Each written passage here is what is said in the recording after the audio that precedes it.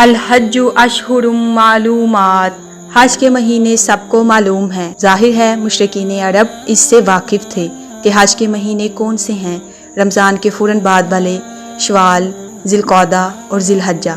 آج تو ہم 4 گھنٹے میں وہاں پہنچ جاتے ہیں، مگر تب لوگ 1-1.5 مہینہ پہلے سفر شروع کرتے تھے۔ تو جو کوئی نیت کر لے حج کی، اسے 3 چیزوں کا خیال کرنا ہے۔ تو کوئی بے حیائی والا معاملہ نہ کرے، نہ کوئی نافرمانی والا اللہ کے حکموں کی، اور نہ ہی حج میں کوئی جھگڑا کرے۔ یہ 3 چیزیں گنوائی گئی ہیں۔ نمبر 1 بے حیائی سے بچو، نمبر 2 اللہ کی نافرمانی، اینڈ نمبر 3 جھگڑے سے۔ صحیح بخاری میں حدیث ہے، جس نے حج کیا اور وہ بے حیائی سے بچ گیا، گناہوں سے بچ گیا اور جھگڑے سے، تو وہ ایسا ہی ہے گویا آج ہی ماں کے پیٹ سے پیدا ہوا ہے، سارے گناہ اس کے دور ہے۔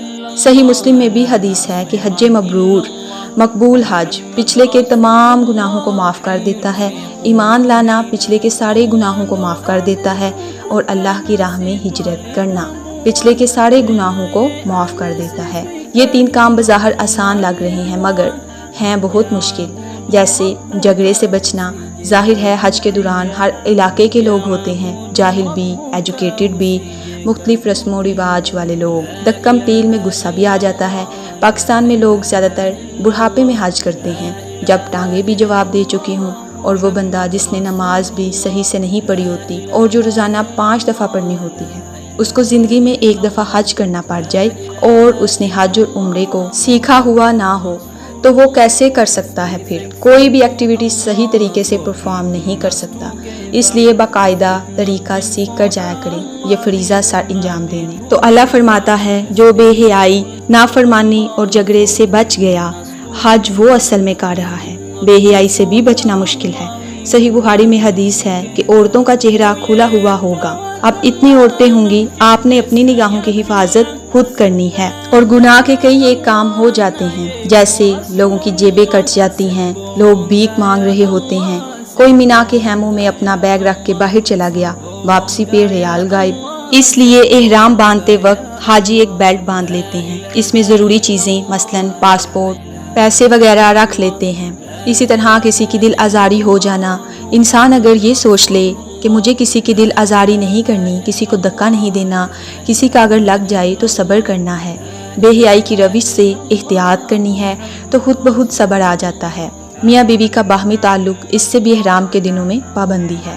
اور جو کوئی بھی تم نیکی کا کام کرو گے، اللہ اسے خوب جانتا ہے، اور زاد راہ بھی ساتھ لے لیا کرو، راستے کا ضروری سامان، اور سب سے بہتر زاد راہ تو تقویٰ ہے۔ اور مجھ سے ڈرتے رہو اے عقل مندو، یعنی وہاں رہنے کا جتنا خرچہ وہ آپ نے ساتھ رکھنا ہے۔ یہ نہ کہیں کہ وہاں جا کر میری جیب کٹ گئی ہے یا بھیک مانگتے پھریں۔